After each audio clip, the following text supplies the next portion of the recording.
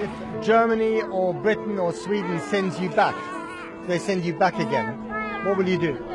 I will try. Try again. We will try again. All Syrian people now live on the faith of God.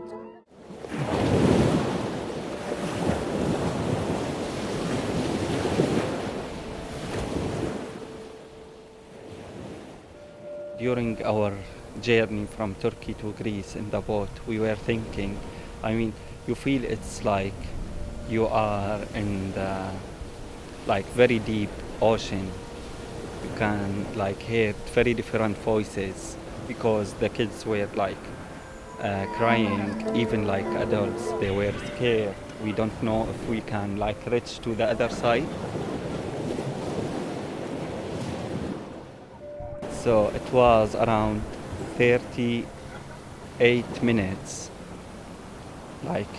in theory, but in practice for us it was around 35 years. The first thing we did when we arrived to Greece, we hugged each other because we didn't believe we can make it. Then the horrible journey started.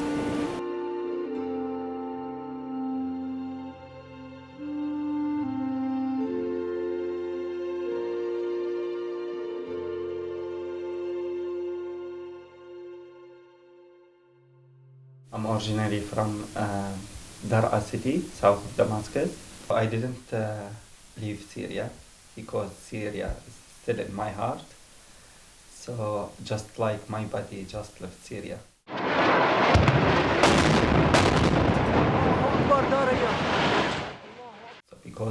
Definitely because of the war. So we fled first to Jordan. Then I made my journey through 11 countries to arrive to the UK. I'm with the Syrian people, with their rights, to get a democracy country, to make their voice heard, and they can change, and they can say no in a country under a dictatorship.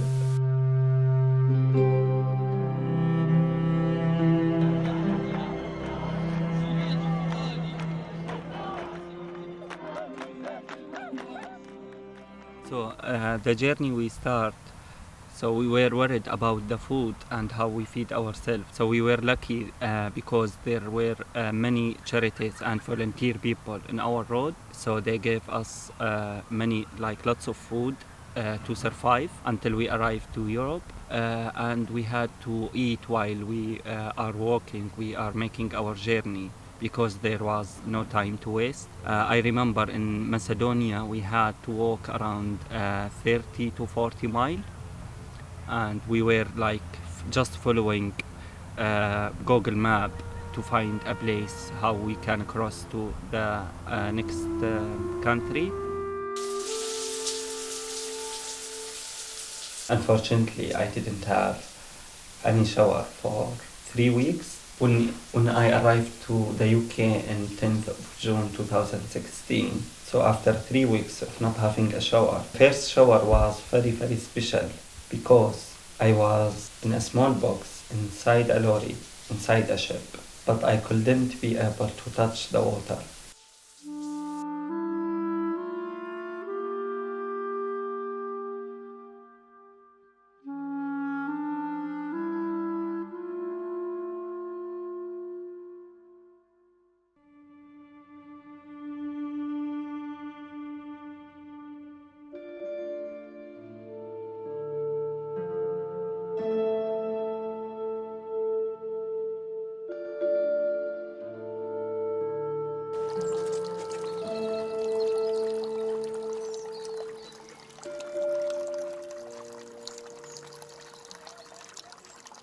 My experience in Calais, it was very strange, and when we had to do any washing up or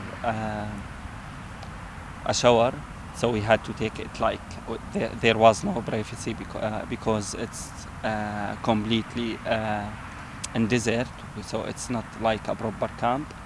but I can't accept this condition of life in the camp, because there was no electricity, no place for toilet, no kitchens, so just a small tent. I felt it's like from the 17th or 16th century. I found myself in a place where it's like no safety and it's unsecure place because of the guns with lots of people around the camp. After I stayed like a month in Calais, so I found it it became like my home, because I went to Paris for an attempt to try to come over to England. And in Paris, we stayed 3 days in streets like homeless people. So I was thinking the place which I didn't like, which is Calais, it's like my home. So I didn't believe once I arrived back to Calais.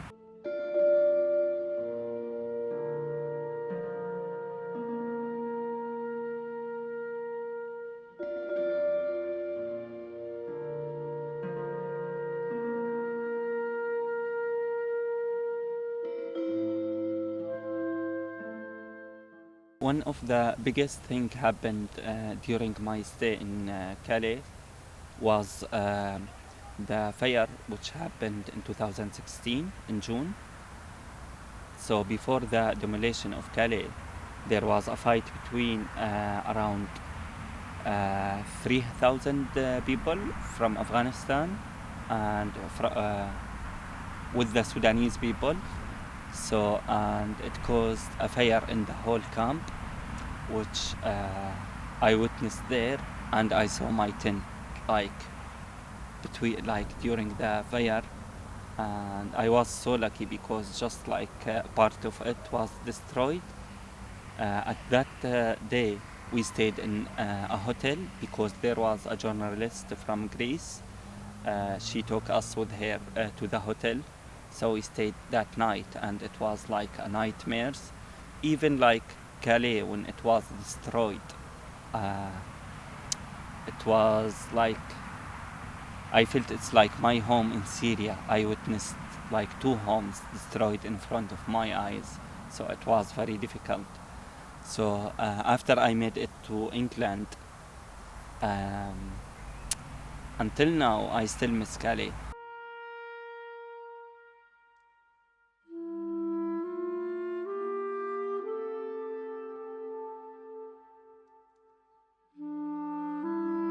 I knew that my stay at Calais will be temporary until I cross to the UK. So I had made 4, 5, 6 attempts to cross to the UK, to get inside a lorry from the highway and cross to the other side. But unfortunately, they didn't succeed until the 7th of June 2016, when I took that horrible journey, and the smuggler, he put me inside a lorry, and he said you have to find your own place to hide yourself from the driver and the security check.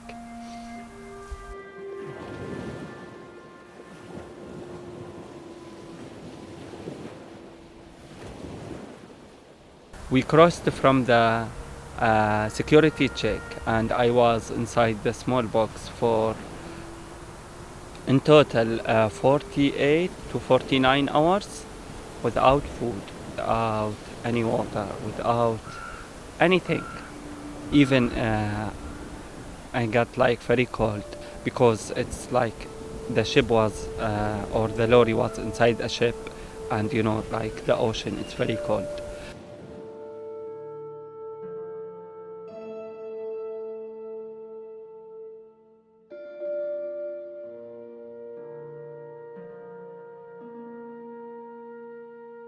At that moment, just I wanted some water, that's why that shower, it meant a lot to me, because without water I couldn't be able to survive. So my feelings at that moment, with no phone, and my phone's battery off. So I remember the whole like my life. I repeated the record of my life many times.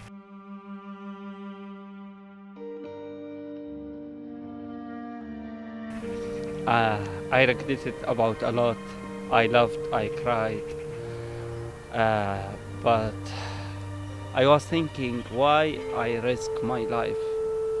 I mean, and I'm not sure if the thing I'm risking my life for is like worth it or not.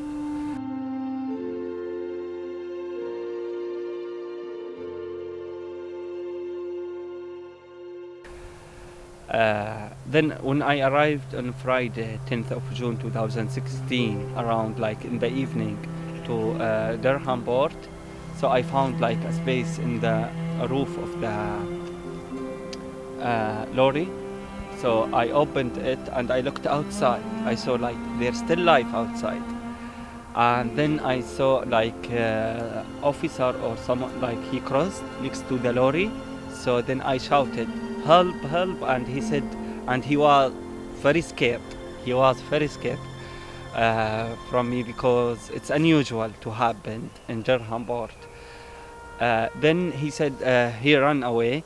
After 5 minutes, I heard like the police cars. They surrounded the lorry, and they opened the lorry and they said, "What do you want?" I said, "Just I want water, nothing else, just water." So then I drank around 8 bottles of water. Then he said, "Okay." I told him, "Okay, I will help you. I will come to you," because he, even the police officer, he couldn't be able to help me out. Then I crossed the lorry, like the roof of the lorry, to the end of it, and then he carried me in his hands. He called the doctor, and they arranged appointment for me to go for for a scan because I had like many injuries in my body. Then after that, he said, I asked him, "Where am I?" He said, "Welcome to England." Then I said, "Okay."